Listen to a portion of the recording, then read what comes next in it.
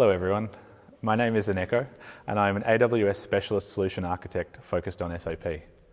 I've spent my career working on large-scale international SAP implementations and I'm currently charged with helping customers modernise their SAP systems using AWS services. So welcome to AWS Summit. This is Architecture Session 10 and today I'm going to talk about running SAP systems on AWS, more than just fast compute. This presentation is intended for SAP application owners, SAP technologists, and cloud administrators, and it will focus on intermediate to advanced content. Many of our customers come to us with older, on-premises SAP systems and ask us to help them remediate cost, performance, or reliability issues. A migration to AWS can solve these customer pain points and sees improvement to their financial, asset management, and ERP systems, with an uplift in business user experience. Today though, I'd like to talk a little bit more about what happens after the migration to AWS. We strive to innovate in all areas of SAP technology, not just compute power, and we'll run through several examples in this presentation. So an overview of today's agenda. As an introduction, I'll talk about our shared enemy, SAP value stagnation. Our philosophy is to innovate for our customers in order to continually uplift the value of SAP systems running on AWS. Secondly, I will cover the evolution of SAP on AWS with a brief overview of new architectural options which we have released in the last 12 months. And thirdly, I'll run through 3 deep dive examples of our new services, how they can save you money, improve the resilience, and reduce deployment times of your SAP systems. So let's get started. At AWS, we are constantly inventing on behalf of you, our customers. Our shared enemy is value stagnation. We want to constantly improve your SAP experience and evolve our services to add business value with each release. You'll see here, I'm visualizing value on one axis going up and time on the other going left to right. If you've been running SAP for a few years, like over 5,000 of our customers, you've probably been through it. A long SAP implementation project, a difficult go-live, fixing defects, and finally the stabilization period is over. Your SAP business system is successfully up and running and providing value to your business. You've created the foundation for your SAP platform and it's fulfilling orders, helping you run your operations. But 2 or 3 years down the track, the dreaded questions begin to be asked. SAP seems expensive. Can we make it cheaper? SAP is running a bit slow. How can we improve performance? Or the worst of all questions, I'm not quite trusting our system. It's had a bit of downtime lately and caused us to lose money. We get to the great stall, where your SAP systems have stalled in providing improved value. And they could even be seen by your business as simply a cost centre to be tolerated. We've heard this story from many of our customers, and we want to help you avoid stagnation in operations. So how do we do this? The SAP on AWS difference is that we continue to innovate on your behalf through 3 major areas: by improving architectural resilience, cost reduction, and new services. By running your SAP systems on AWS, you can expect that your architecture will continue adding value to your business long after the initial migration. In the next few slides, I'll be taking you through some actionable examples to improve the resilience and lower the cost of your SAP systems. As an overview of the evolution of SAP on AWS, this diagram demonstrates our track record of 13 years of engineering excellence with SAP. From being the first to market with certified high-memory HANA systems up to 24 terabytes of memory in 2018, to last year becoming the only cloud provider hosting SAP's Analytic Cloud product, or SAC. We continue to push the boundaries of what you can do with SAP on the cloud. With more than 5,000 customers worldwide, we take your trust very seriously and have a dedicated engineering team working with SAP to drive regular innovations and new certifications. Recently at AWS reInvent, you may have seen that we certified the new Amazon EC2 R5B compute family for SAP. This is a new compute type able to reach up to 60 gigabytes per second of storage throughput and 260,000 IOPS, specifically for our customers requiring high-performance databases in their large enterprise SAP systems. We released this specifically in response to customer demand for improved performance for their large HANA databases. All of our roadmap is driven by your feedback, and we continue to accelerate our pace. 2020 was a big year of innovation, so let's zoom in on the last 12 months. The past 12 months has been big for SAP on AWS customers, and it's sometimes difficult to keep up with the pace of change. I've summarised our major releases here under 4 major headings: cost reduction, improved resilience, improved performance, and deployment automation. I'll touch on some highlights in case you missed them. Firstly, in cost reduction, we certified new Amazon EC2 R5 family for HANA, and then the C5A family for general SAP workloads. The C5A family is based on AMD processors and provides a 10% decrease in cost for a 10% increase in improvement. We saw a large automotive provider in Australia realise that 10% cost savings overnight by switching from C5 to C5A EC2 families. We've also had a price reduction for most of our certified SAP compute.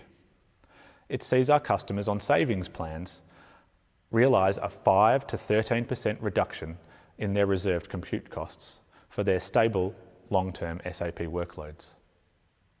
I'll talk about EBS GP3 in some coming slides. So I'll move on to the resilience column. We saw multiple new storage releases which improved SLAs, performance and resiliency, and we released AWS Backint to our customers to assist them in faster and easier backup of HANA databases. In the third column, for improved performance, a highlight for me was the in-place improvement of storage and network throughput for our high-memory EC2 systems. This provided a doubling of storage throughput and a quadrupling of network throughput by taking advantage of moving these instances to our Nitro hypervisor. Customers saw the benefits of this the moment they restarted their systems, with little to no effort necessary. And finally, in deployment automation, we had an enormous year with the release of AWS Launch Wizard for SAP. I will cover this later in depth, but as a headline, this service allows our customers to provision, install, configure, and start SAP high availability systems in minutes. I'll run a quick demo later on to show you how easy this is. So hopefully this has served as a brief snapshot on the past year worth of innovation for SAP on AWS and piqued your interest to investigate further. I'm now going to move on to some deep dives. We're going to cover 3 deep dives today: Amazon Elastic Block Storage, GP3, Amazon Backint for SAP HANA, and AWS Launch Wizard for SAP. Let's start with GP3. Amazon Elastic Block Storage, GP3, is a new storage type on AWS, providing next-generation, general-purpose SSD-based volumes. Most existing SAP on AWS customers currently use the GP2 EBS type for its flexibility and cost-effectiveness. The 3 key metrics of storage to compare here are in this table: their cost per gigabyte, throughput measured in megabytes per second, and IOPS measured in I/O operations per second, or input-output operations. As you can see from the highlighted orange cells, the key difference between GP2 and GP3 for an SAP environment are the following. GP3 provides up to 20% lower price per gigabyte. GP3 allows you to scale IOPS and throughput independently without needing to provision additional storage, and this is done through configuration. This generally means that you can realise storage cost savings in your SAP environment by switching to GP3 in most scenarios. Let's walk through a brief example. Compare these requirements for an SAP system. Maybe this could be your Oracle database running SAP ECC.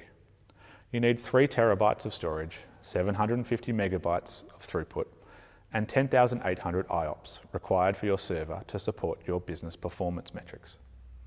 With GP2, you need to do some complex calculations and over-provision the storage to meet the regular IOPS requirements.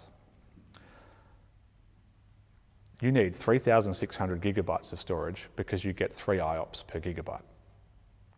You also need to create 3 volumes striped using RAID to meet the throughput requirements, which is the 3 times 250 megabytes. Contrast that with the new GP3 volume type, and you simply create a single volume, 3 terabytes in size, 750 megabytes throughput, and 10,800 IOPS, fully configurable to the exact specifications you need. No waste and no fuss. If you price this example in the AWS monthly calculator, you'll see that GP3 provides a 15% cost saving based on the equivalent GP2 architecture. Check out the QR code for the details. So with GP3, you pay for exactly what you need. Volume size, performance are independent and configurable. You simplify your future operations as there's no striping or complex management. And you can do simple right-sizing through configuration and resize in the console. On top of that, your SAP architecture is generally cheaper. For a more in-depth example, let's walk through a quick SAP ECC production system on NetWeaver. Let's say it's set up in a high availability configuration across 2 availability zones. You might have 6 application servers for which you need only a small amount of storage and throughput, say 120 gigabytes.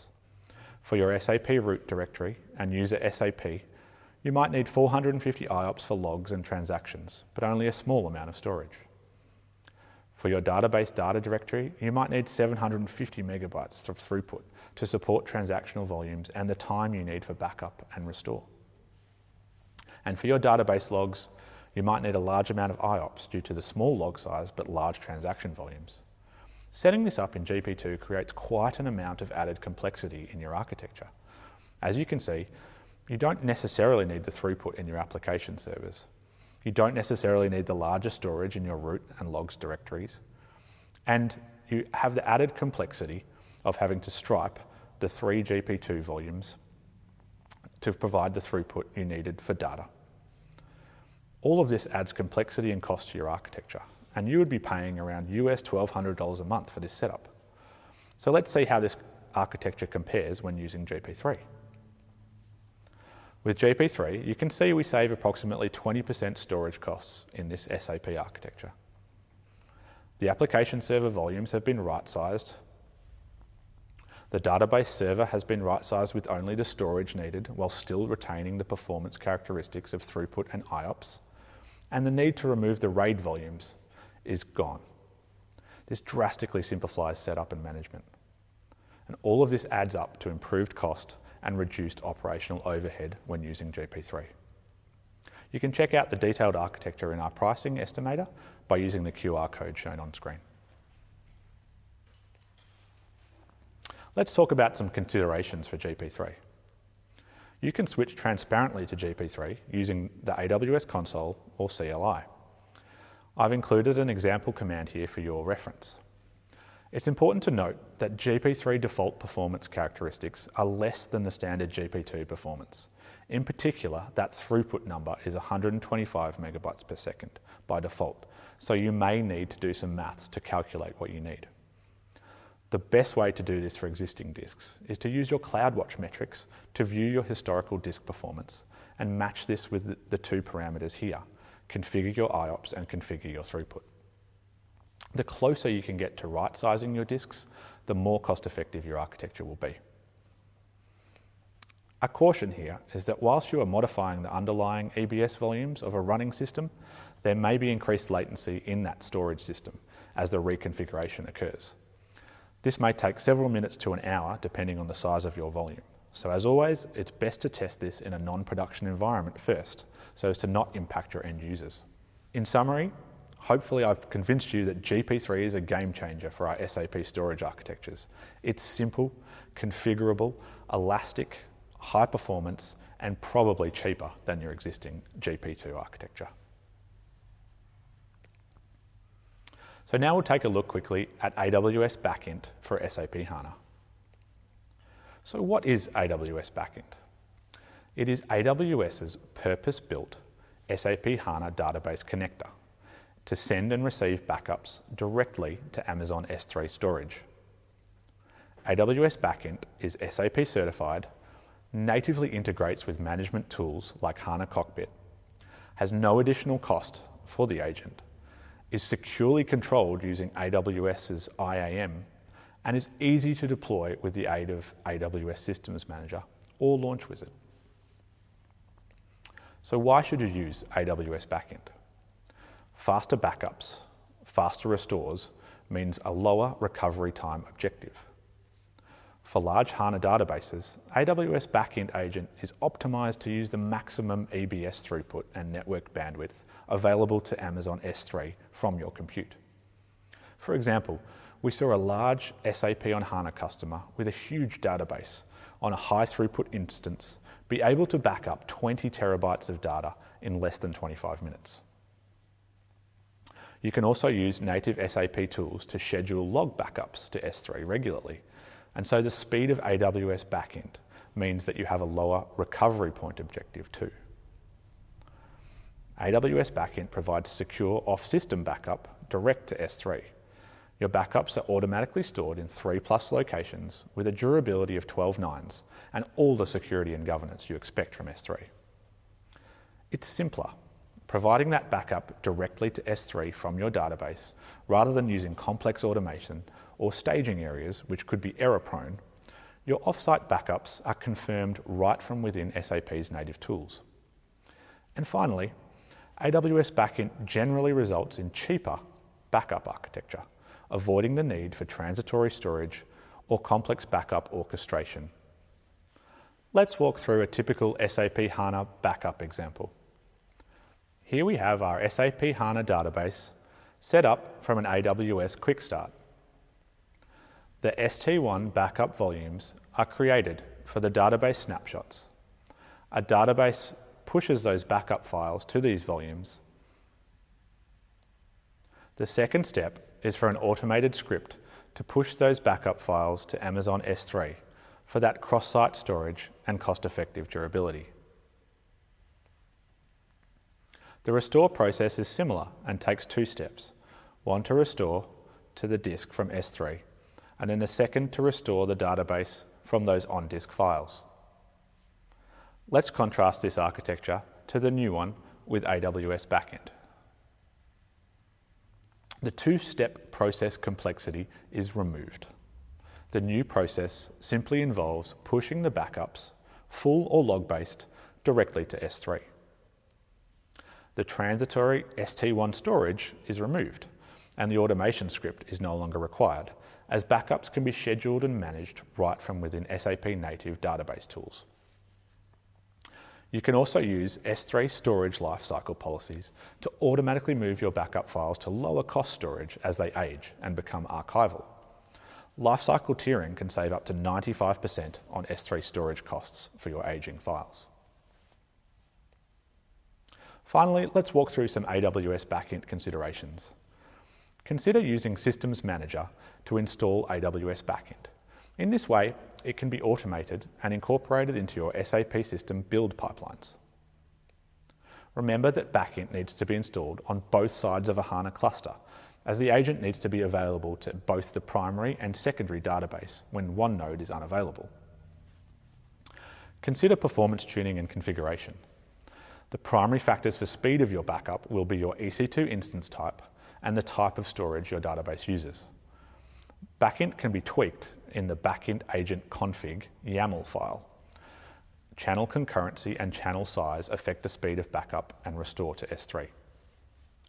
Generally, the default settings are fine for most customers, but be aware these settings exist, and you can troubleshoot through the detailed log file in the Backend directory on any server where you install the agent. Be aware there's no data deduplication for backups to S3, so consider this in your architecture. Depending on your backup approach and requirements, some customers prefer using an orchestration tool or third-party approach that can dedupe storage and help them manage large amounts of backups. A common question from our customers is how to recover in the event of a malware attack which encrypts their systems. Using write once, read many, or worm backup permissions to S3 can help with this. AWS Backend makes this easy as you can configure the permission on the destination bucket and push your HANA backups straight there. And finally, consider that removing that ST1 transitory storage volume for your large HANA database can save thousands of dollars a month across a large SAP environment. So consider AWS Backend in your architecture today. And now let's dive into our final topic, AWS Launch Wizard for SAP. Put simply, AWS Launch Wizard for SAP is a guided experience to quickly deploy SAP systems on AWS with minimal knowledge. You point and click your way through 4 or 5 screens of configuration, hit deploy, and within 2 to 3 hours, you can have a fully configured, highly available vanilla SAP system ready for your business or project. So why AWS Launch Wizard? Hopefully at this point the benefits are obvious, but Launch Wizard takes away much of the heavy lifting for you in setting up your landscape on AWS. Launch Wizard deploys components across your whole application stack. At the infrastructure layer, it sets up appropriately sized compute and storage, security services, networking services, and monitoring. At the operating system layer, it configures your SAP OS parameters, sets up users, storage volumes, and can even set up high availability clustering if you ask it to. And finally, at the application layer, Launch Wizard can install your SAP S/4HANA or NetWeaver system, set up your HANA database, and have your vanilla SAP system up and running to take advantage of all those underlying services. As you can see, Launch Wizard for SAP can reduce your system deployment time from days to minutes. It helps reduce errors, it's got built-in best practices, and it deploys complex SAP patterns with ease. It's all based on infrastructure as code, CloudFormation stacks, and scripts which you can modify and use in your own deployment pipelines. The game changer here for me is the ability to deploy those complex high availability SAP systems with the click of a button. This saves hours of time and complex installation instruction steps. A quick overview of prerequisites before I show you a demo. You'll need a landing zone already set up. This means that your AWS account, your IAM permissions and VPC structure need to exist already, as well as networking for internet access and on-site connectivity to your offices. You'll need an S3 bucket with all the SAP software binaries ready if you wish to take advantage of the application installation. You'll also need to have pre-purchased an operating system license from our partners, SUSE or Red Hat, if you plan on installing a high availability system, which requires a cluster. You can do this either through the AWS Marketplace or with a bring your own subscription approach. Most customers will already have these prerequisites ready to go if you've previously run SAP workloads on AWS. So without any further ado, let's jump into the demo. So here's the Launch Wizard for SAP landing page. We'll choose an application, choose SAP, and come to the first screen, which is just IAM permissions, so we skip through. We'll give our deployment a name and set up some tags.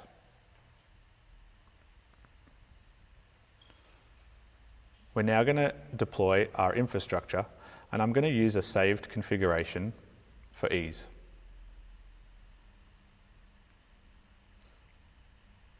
The configuration includes key pairs, the virtual private cloud network, availability zones, and subnets for our infrastructure. Security groups are also created as part of the deployment. We choose some other settings like time zone, encryption, DNS, and even an SNS topic for notifications about the deployment, and click Next. Now we're on the application settings and we choose a NetWeaver deployment. We need to set up some system settings like the SID, sysadmin numbers, and whether we want a transport controller. We're now setting up HANA, so we set up the HANA system ID, the instance number, and the storage types, and click Next. The third step is application settings, and I'm going to choose a distributed instance deployment for SAP. We now need to choose the operating system that we want to deploy on, and I'm going to choose SUSE Linux 15. This is for the ASCS server, so I give it a host name, assign IP address, enable auto recovery, and now I'm choosing my EC2 size. Here I've said 8 vCPU and 32 gigabytes of memory, and you can see that the tool gives me a cost estimate for my server. I now need to do the same for the database server, so I choose my operating system, choose a scale-up deployment, give the server a host name, and again I'm choosing the size of the EC2 instance. In this case, I've gone for 256 gigabytes of memory for the HANA database, and there's the cost estimate. I'm just going to add 2 additional SAP servers here to do a scale-out deployment. So my 2 application servers are configured here.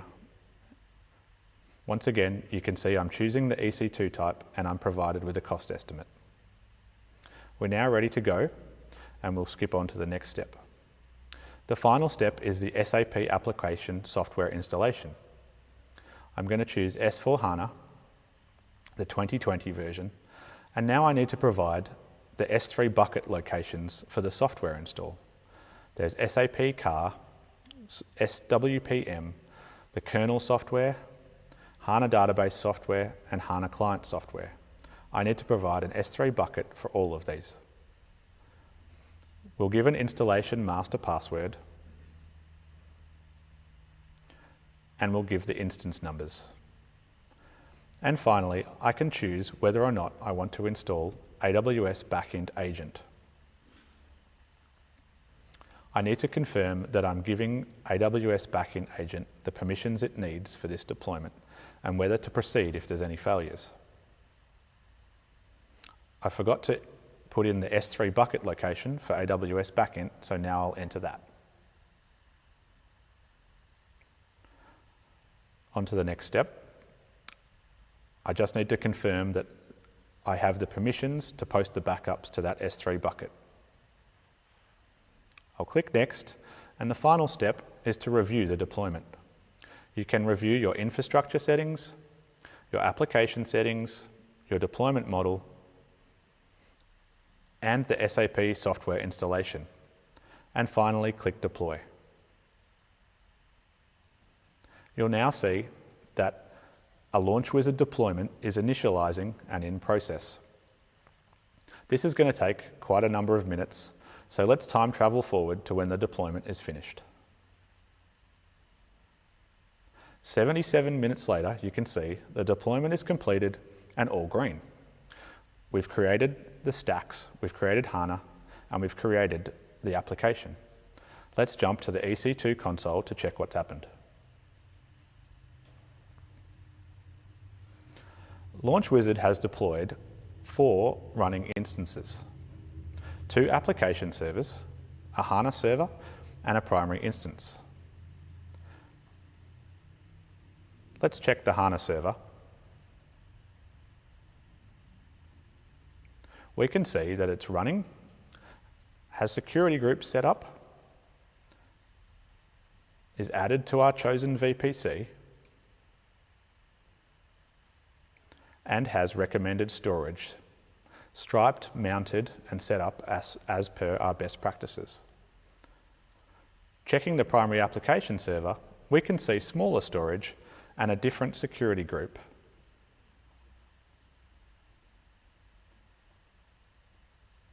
So everything looks right. Let's see if the system is actually running and hop over to our jump host. As you can see, the system looks healthy. The HDB database has all the processes up and running as expected. as does the Primary Application Server and ASCS. As final proof, let's see if we can log on to our new S4HANA system, SB1.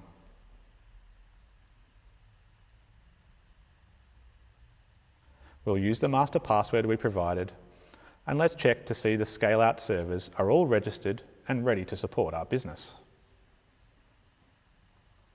All looks good and all looks green. And last check, let's see what we've installed. Let's check the software versions.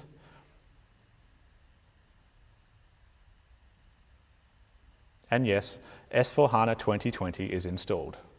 Everything looks good, and there you have it. In less than 2 hours elapsed and 7 minutes screen time, you've installed a best practice SAP on AWS system. So we've come to the end. Hopefully you've seen some excellent examples of innovative reasons to host SAP on AWS, and I'll leave you with these final takeaways. Remember that SAP on AWS is constantly evolving, and you should plan to take advantage of these regular innovations, either with your own technology team or a service partner. You can expect to see lower cost, improved resilience, and increased automation over time as AWS continues to innovate on your behalf. As an ask from me, go out there and experiment. Consider looking into Amazon Elastic Block Storage GP3, AWS Backend, or Launch Wizard for SAP in your landscape. We've covered a lot today, and if you need help, please look into AWS training and certification, or reach out. Thank you for joining me today. I hope this session has proved to be insightful. And finally, we would appreciate it if you could fill out the session survey so that we can better understand the topics and services you'd like to learn about. Thanks again, and enjoy the rest of Summit.